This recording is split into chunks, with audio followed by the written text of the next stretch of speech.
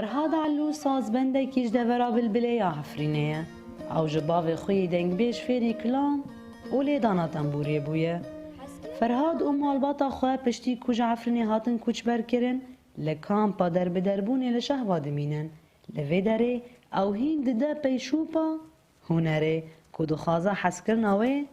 دزاروکین خودجی بچینه. هروجی وک باوک جماعتی خواستن چاو باوی مب ارکی خو هنری رو بی هیچ گم گریدای چانده ببن ام جنها چه دکن ام جی وک باوی مجمع کری ام جی زاروکی خو فری استرانا دکن فری هنری دکن فری چانده کرزی دکن فری کرزیاتی دکن جبرگو هر باوک هر دایی که به ارکی خرابه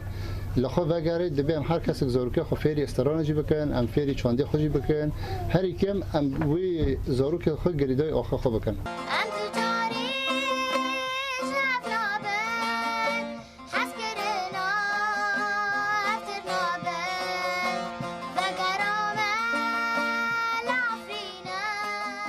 لگل فرهاد هنرنامه کبریا و دکانه چاندا کردیاچای کرمنج با پاریزه لوما لکیلکا فیربونا وانیال دبستانه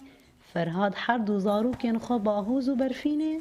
فیری کلام استرانبیجیه دکه دشوین در بدربون داوان ازبری پیوان دکه و لبردنگی وان را لتنبورا خود ده. هنرمند کی عفرینه و که اندامی چانده عفرینه مجیش خورا ارک دی مگوی تشتی اسپی کنم از بکم برای استران برای هلبسته وید بویرین به ما رو بینه ما همی نویساندنه و ما هنگ کردن استران هنجی نویساندی مانه ما خواستم وید دیروکی ها قصابه اش به سر عفرینی دواتی امجی جا نفشه پشتی مورن رام جوان رو راکن.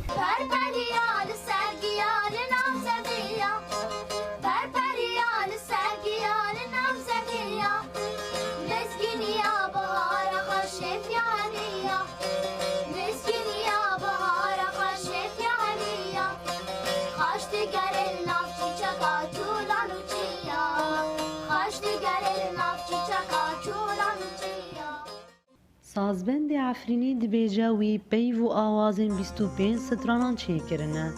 و نواروکا گشتکان لسر عفرینیه لجبر نبونا در فتین تکنیکی و استودیو